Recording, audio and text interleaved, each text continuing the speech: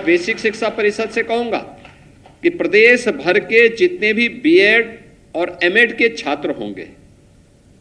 इनको एक सप्ताह के लिए वहां से छुट्टी करवा करके बेसिक शिक्षा परिषद के विद्यालयों में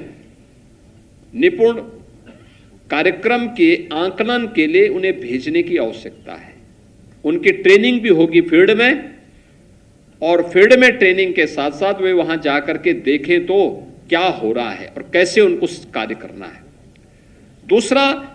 वे वहां जाएंगे तो उन्हें स्मार्ट क्लास के साथ जुड़ने का अवसर भी प्राप्त होगा,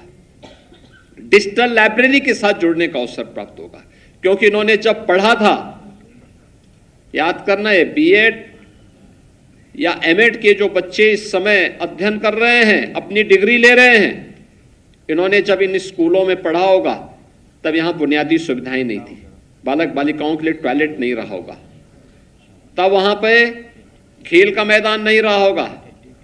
तब वहां पे अच्छी फ्लोरिंग नहीं रही होगी, तब फर्नीचर नहीं रहा होगा, तब वहां पे डिजिटल लाइब्रेरी और स्मार्ट क्लास नहीं रही होगी। आज इनमें से ज्यादातर सुविधाएं उन विद्यालयों में उपलब्ध हुई हैं, इसलिए वे जाकर के एक और इसको देखें और देख करके और फिर वहां पर ये भी देखें कि रिजल्ट क्या है। हम पहले से परफॉर्मा बना करके दें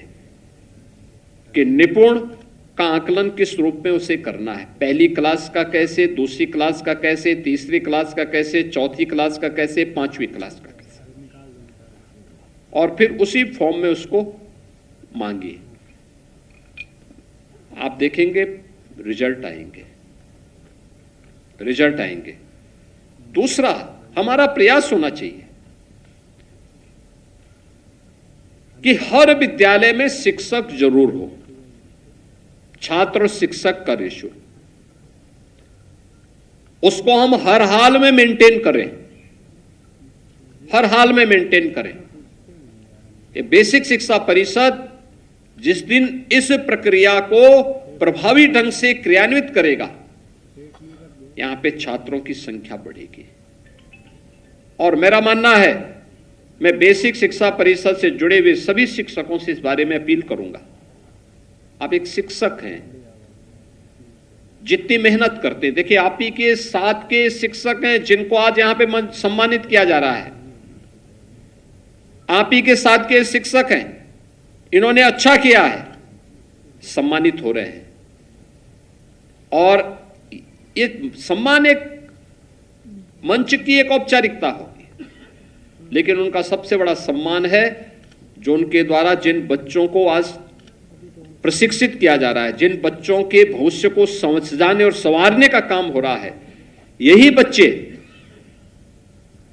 जीवन भर उन्हें स्मरण करेंगे और अपने उस समय जब वह किसी पद और किसी पोजीशन पर जाएंगे तो उन शिक्षकों का स्मरण उनके मन में सदैव होगा। हमें अपने आप को इस रूप में बनाना है कि आप देश के भविष्य को गढ़ने का काम कर रहे हैं, उसको आगे बढ़ाने का काम कर रहे हैं, और ये महती जिम्मेदारी जो आपके ऊपर है, ईश्वर प्रदत्त जो ये आपके पास एक हथियार है, इसका इस्तेमाल राष्ट्र निर्माण के इस प्रवर्तमान कार्यक्रम के साथ जोड़िए, उसको ऐसे ही मत जाने दीजिए। याद रखना, समय और काल किसी का इंतजार नहीं करता है। जो भी व्यक्ति उसको अनावश्यक जाया करता है और स्वयं काल के प्रवाह का शिकार हो जाता है। हमें काल के प्रवाह का शिकार नहीं होना है, बल्कि इसके अनुरूप उससे 2 कदम आगे चल करके, आगे बढ़ करके जो दायित्व हमारे पास है, उस दायित्व के निर्वहन के लिए अपने आप को तैयार करना है।